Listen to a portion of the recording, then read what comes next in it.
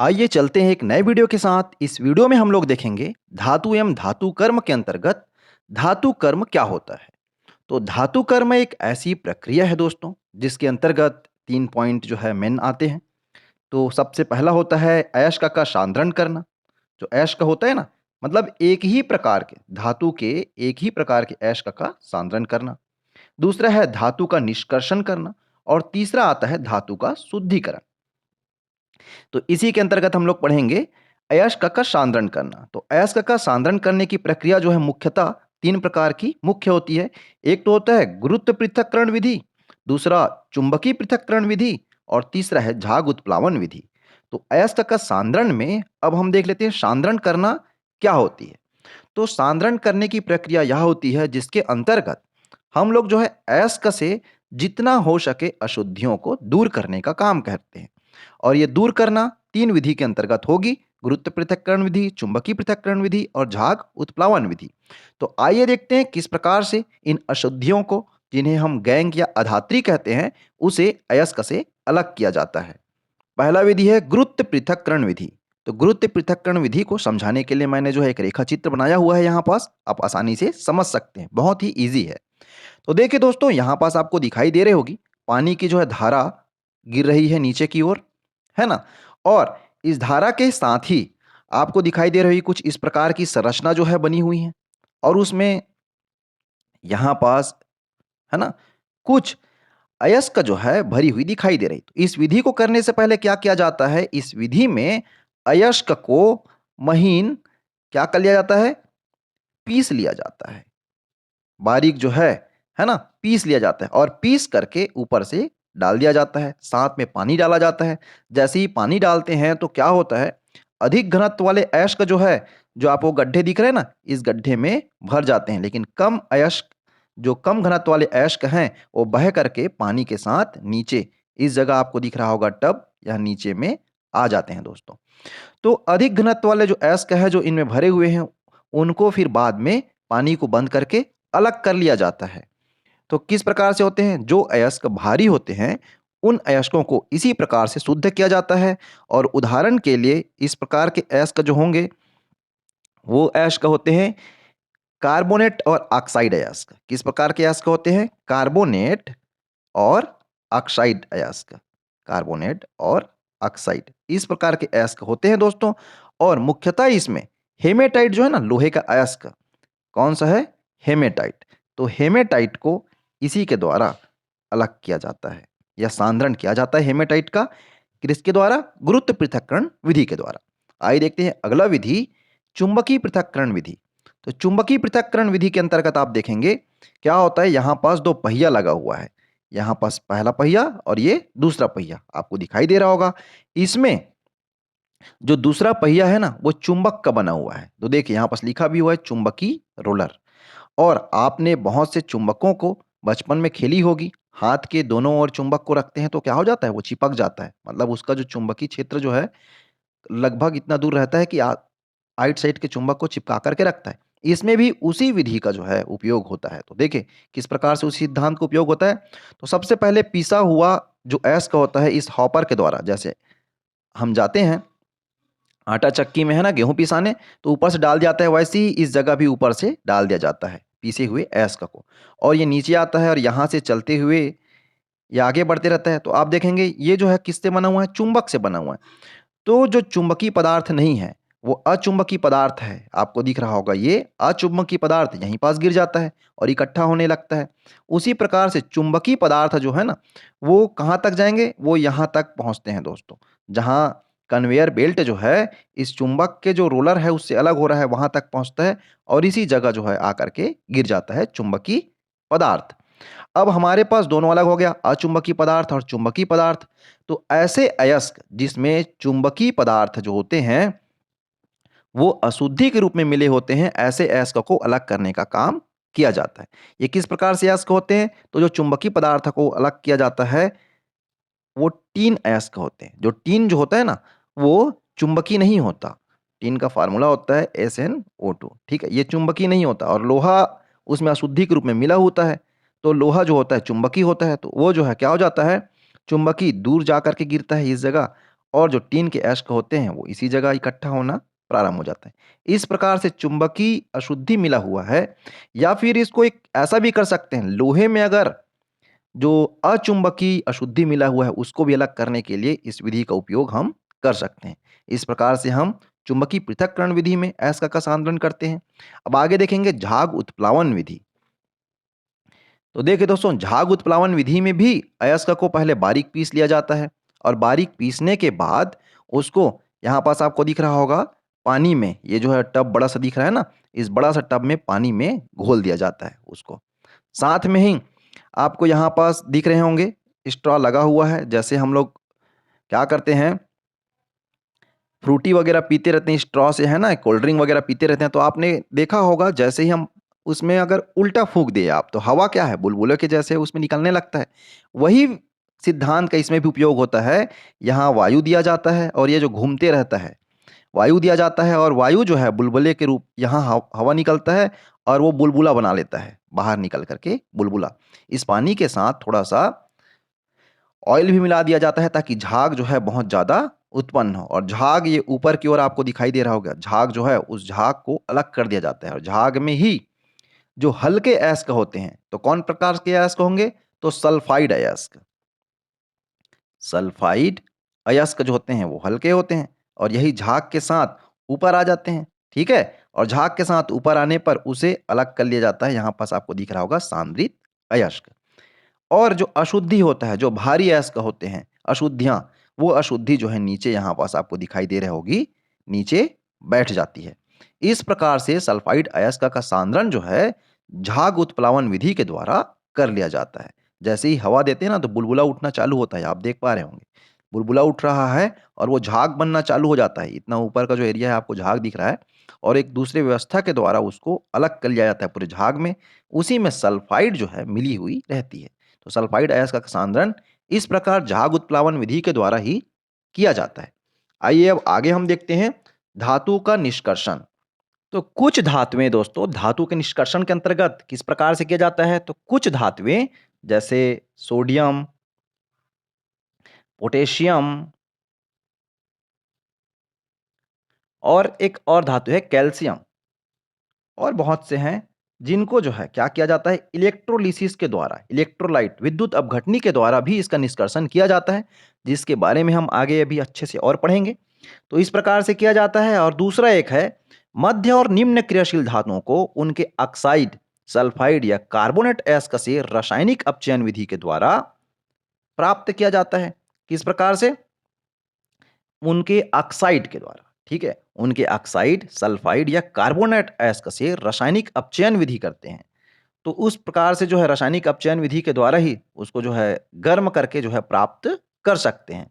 जैसे पारा है ना, पारा को क्या करते हैं, उसका जो ऑक्साइड होता है ना, लेड ऑक्साइड, उससे सिर्फ जो है हम गर्म करके पारा को अलग कर सकते हैं। अब आइए देखते हैं धातुओं के सल्फाइड या कार्बोनेट अयस्क का ऑक्साइड में परिवर्तन। किस प्रकार से धातुओं के सल्फाइड या कार्बोनेट अयस्क का ऑक्साइड में परिवर्तन होता है, तो देखिए, सल्फाइड से हम उसको ऑक्साइड में परिवर्तन कर सकते हैं। जैसे जिंक है ना, जिंक सल्फाइड है, इसको जो है हम क्या करेंगे, इसका सल्फाइड जो अयस्क है उसका भर्जन करते हैं। तो भर्जन करेंगे तो भर्जन की प्रक्रिया क्या होती है, तो देखिए क्या बोलता है, जिंक ऑक्साइड और सल्फर डाइऑक्साइड। इस प्रकार से जिंक ऑक्साइड में परिवर्तन हो गया। ठीक है, यहाँ हम इसको संतुलित कर लेते हैं, यहाँ 2 लगा लेते हैं, और यहाँ भी 2। तो देखिए दोस्तों, भर्जन की प्रक्रिया के द्वारा इसको अलग किया जाता है। तो भर्जन क्या होता है, ध्यान देंगे मेरी बातों को, समझ आ जाएगा आपको। तो भर्जन जो है ना, भर्जन की प्रक्रिया ऐसी प्रक्रिया है, वायु या ऑक्सीजन की उपस्थिति में उसके गलनांक से कम तापक्रम तक गर्म किया जाता है, तब यह प्रक्रिया क्या कहलाती, भर्जन कहलाती। ध्यान दीजिए, क्या बताया जा रहा है, किसी धातु है ना, उसके गलनांक से कम तापक्रम पर ऑक्सीजन या वायु की उपस्थिति में गर्म किया जाता है, तब उसको क्या कहते हैं, हम लोग भर्जन कहते हैं। ठीक है, अब उसी प्रकार से दूसरा देखिए, निस्तापन की प्रक्रिया। तो निस्तापन की प्रक्रिया में जैसे कार्बोनेट है, जिंक कार्बोनेट, इस जिंक कार्बोनेट को हमको अलग करना है। जिंक ऑक्साइड में बदल जाता है और CO2 कार्बन डाइऑक्साइड जो है बाहर निकल जाता है। तो इसमें होती है निस्तापन। इसको किस विधि के द्वारा किया गया है? निस्तापन के द्वारा। तो निस्तापन भी भर्जन के ही जैसे होता है, परंतु इसमें क्या किया जाता है, वायु की अनुपस्थिति में, तो वायु जो है उपस्थित नहीं रहता, वायु की अनुपस्थिति में उसके गलनांक से कम ताप तक गर्म किया जाता है। यहाँ पास आप ध्यान दिए, वायु की अनुपस्थिति में, तो ये किस में होता है? वायु की अनुपस्थिति, और ये वायु की उपस्थिति। इस चीज को ध्यान दीजिएगा। वायु की उपस्थिति में कब तक? उससे गलनांक से कम तापक्रम तक। ठीक है, उसे गलनांक से कम तापक्रम तक उसे गर्म किया जाता है। तो इस प्रकार से होता है धातुओं का निष्कर्षण। अब धातु के ऑक्साइड का धातुओं में अपचन, तो हम लोग यहाँ पास आपने ध्यान दिया होगा, ऑक्साइड में ही क्यों बदल रहे हैं वही इसको, ये तो यहाँ भी धातु हमको नहीं मिल रहा है। ठीक है, तो देखिए ऑक्साइड में क्यों बदला जाता है, यहाँ पास जो है आप देखेंगे ऑक्साइड में इस वजह से बदला जाता है दोस्तों, जो ऑक्साइड जो एस का होते हैं ना, उसको आसानी से, धातुओं को उस ऑक्साइड अयस्क से आसानी से अलग करने में मदद मिलती है। क्यों आसानी से? जब उसको कोक के साथ या गर्म किया जाता है, कोयले के साथ जलाया जाता है, तो आसानी से जो क्या हो जाता है, उसके ऑक्सीजन जो है कार्बन मोनोऑक्साइड बना करके अलग हो जाते हैं, या फिर कार्बन डाइऑक्साइड बना करके अलग हो जाते हैं, और हमें शुद्ध धातु प्राप्त हो जाती है। इसी वजह से किसी भी सल्फाइड अयस्क है या कार्बोनेट अयस्क है, उसको ऑक्साइड अयस्क में बदला जाता है। ये भी प्रश्न कभी-कभी एग्जाम में बनते हैं, क्यों उसको ऑक्साइड अयस्क में बदला जाता है? तो इस चीज को ध्यान दीजिएगा। अब देखिए, जैसे कार्बन अपचयन विधि के द्वारा, जैसे जिंक ऑक्साइड आप देखिए, यहीं पास है ना जिंक ऑक्साइड, तो जिंक ऑक्साइड जो बन गया, तो कार्बन अपचयन विधि के द्वारा ही उसको क्या किया जाता है, zinc plus CO, carbon monoxide, इस प्रकार से बदल सकते हैं। इसी वजह से हम लोग क्या करते हैं, किसी भी धातु को पहले ऑक्साइड अयस्क में बदला जाता है, और आसानी से उस ऑक्साइड अयस्क से कार्बन से अभिक्रिया करा करके उस धातु का शुद्ध रूप प्राप्त कर लिया जाता है। उसी प्रकार से कई प्रकार के सल्फाइड अयस्क भी होते हैं। तो सल्फाइड अयस्क को किस प्रकार से अलग किया जाता है, तो देखिए एक रासायनिक अपचयन विधि है। सल्फाइड अयस्क को कैसे अलग करते हैं, ध्यान दीजिएगा। जैसे कॉपर, कॉपर सल्फाइड है ना, आयरन से अभिक्रिया करा रहे हैं, तो क्या करता है, ये आयरन जो है कॉपर को रिप्लेस करके FeSO4, कॉपर को जो है वो अलग कर देता है। यहाँ पर देखिए आप, वैसे ही कॉपर सल्फेट का ही जैसे जिंक से कराते हैं ना, तब भी जिंक जो है उसको रिप्लेस कर देता है और कॉपर में अलग कर देता है। तो ये क्यों ऐसा किया? तो आपने देखा होगा जिंक जो है कॉपर को क्यों अलग कर रहा है? तो हम लोगों ने क्या सक्रियता श्रेणी के बारे में पढ़ा है पहले वीडियो में। आप पहले वीडियो में जाकर के देख सकते हैं। जो अधिक सक्रिय होता है ना, जो अधिक सक्रिय धातु जो होता है, वो अपने से कम सक्रिय वाले के स्थान को ले लेता है। कम सक्रिय जो है उसका स्थान क्या कर लेता है, ले लेता है दोस्तों। इसी वजह से जिंक जो है ज़्यादा सक्रिय है, तो कॉपर को हटा दिया वो और सल्फेट के साथ अभिक्रिया कर लिया। उसी प्रकार आयरन ज़्यादा सक्रिय है, इसी वजह से ये कॉपर को उन्होंने निकाल दिया और सल्फेट से अभिक्रिया कर लिया। इस प्रकार से क्या हुआ, कॉपर जो है हमें प्राप्त हो गया। हमें चाहिए था कॉपर धातु, ऐसी ही सल्फेट अयस्क से मुख्य जो धातु हमको चाहिए रहता है उसे अलग किया जाता है।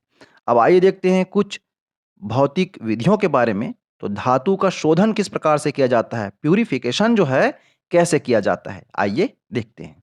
तो अपचयन से प्राप्त जो धातु होता है ना, अपचयन से प्राप्त उन धातुओं में क्या होता है, अशुद्धि होता है। उन अशुद्धियों को दूर करने के लिए हम धातु शोधन की प्रक्रिया जो है करते हैं, मतलब और अधिक शुद्ध बनाने की प्रक्रिया जो है हम करते हैं। तो भौतिक विधि पहले देखते हैं। तो भौतिक विधियां कौन से है, भौतिक विधि के अंतर्गत आप देखेंगे, एक तो होता है भौतिक विधि में आपको देखने को मिलेगा द्रवण, ठीक है, और दूसरा है जोन शोधन विधि। इनके द्वारा जो है धातुओं को अलग किया जाता है, मतलब और अधिक शुद्ध किया जाता है।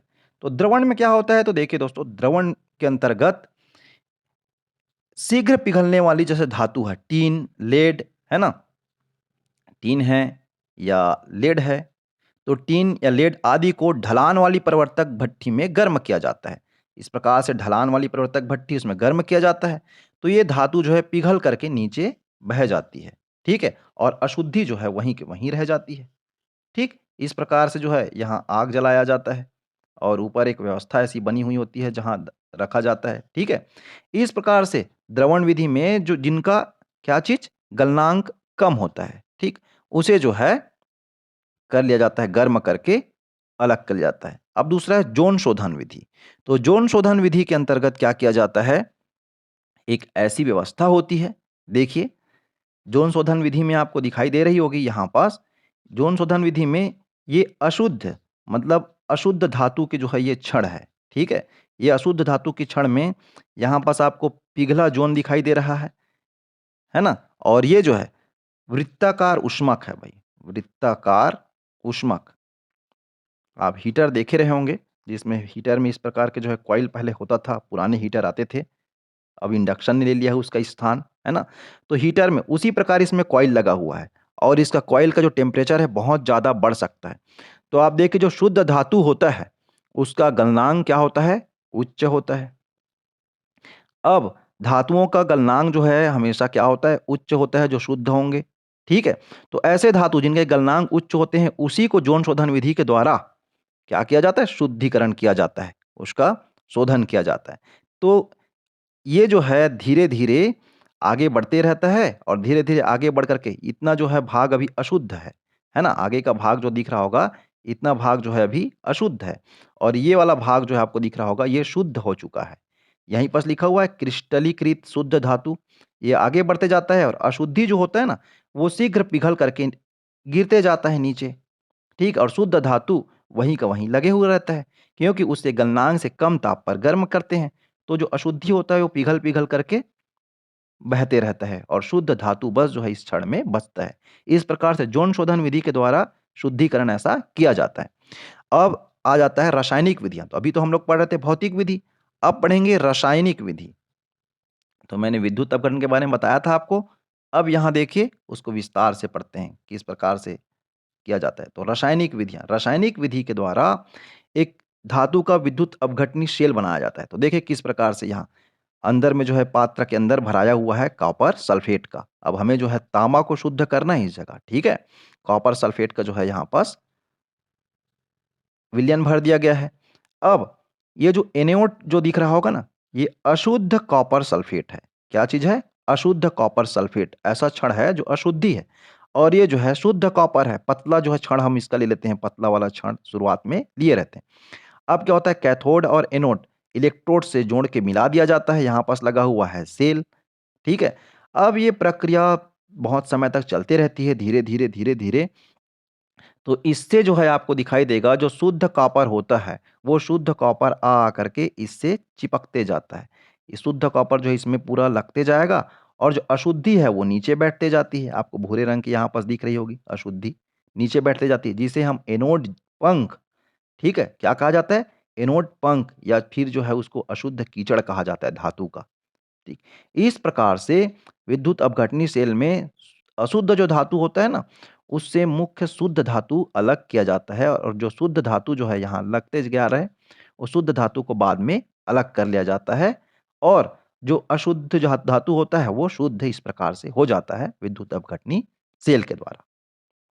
अब आइए देखते हैं धातु कर्म के जो प्रवाह आरेख मैंने यहाँ बना करके बताने की कोशिश किया है, किस प्रकार से अयस्कों का शुद्धिकरण और आखिरी में शुद्ध धातु प्राप्त किया जाता है। तो अयस्क जो होते हैं उनका जो है सांद्रण की प्रक्रिया पहले करते हैं। अब निष्कर्षण जो है 3 प्रकार से होती है। एक उच्च क्रियाशील धातुओं का निष्कर्षण, मध्यम क्रियाशील धातुओं का और निम्न क्रियाशील धातुओं का। तो उच्च क्रियाशील धातुओं का निष्कर्षण करते हैं तो गलित धातु का विद्युत अपघटन के द्वारा शुद्ध किया जाता है ना? विद्युत अपघटन जैसे अभी जस्ट पहले मैंने बताया आपको विद्युत अपघटनी सेल क्या होता है, उसी को विद्युत अपघटन विधि कहते हैं। अब मध्यम क्रियाशील, तो मध्यम क्रियाशील में कार्बोनेट अयस्क आते हैं और सल्फाइड अयस्क। तो निस्तापन और भर्जन विधि, मैंने जैसे बताया था भर्जन में ऑक्सीजन की उपस्थिति में उसके गलनांक से कम ताप तक गर्म किया जाता है और निस्तापन में ऑक्सीजन की अनुपस्थिति में उसके गलनांक से कम ताप पर गर्म किया जाता है। उसके बाद धातु ऑक्साइड जो है प्राप्त हो जाते हैं और उन धातु ऑक्साइड को धातु में अपचयन कर लिया जाता है। किस प्रकार से कार्बन से अभिक्रिया करा के आपने देखा था और हमें शुद्ध धातु प्राप्त हो जाता है। उसी प्रकार निम्न क्रियाशील, मतलब जो है ज़्यादा क्रियाशील नहीं होते। तो सल्फाइड अयस्क का जो है निम्न क्रियाशील, इनको भर्जन किया जाता है, फिर धातु जो है लास्ट में परिष्करण किया जाता है। इस प्रकार से शुद्ध धातु जो है सल्फाइड के हमें प्राप्त होते हैं। ये रेखा चित्र को जो है आप याद कर लेंगे, तो किस प्रकार से कौन-कौन से प्रकार के धातुओं को अलग किया जाता है, वो भी आप आसानी से आपको याद रहेगा। ये वीडियो आपको अच्छी लगी हो तो इसे आप लाइक कर दीजिए और चैनल में पहली बार हैं तो सब्सक्राइब कर दीजिए। Thank you.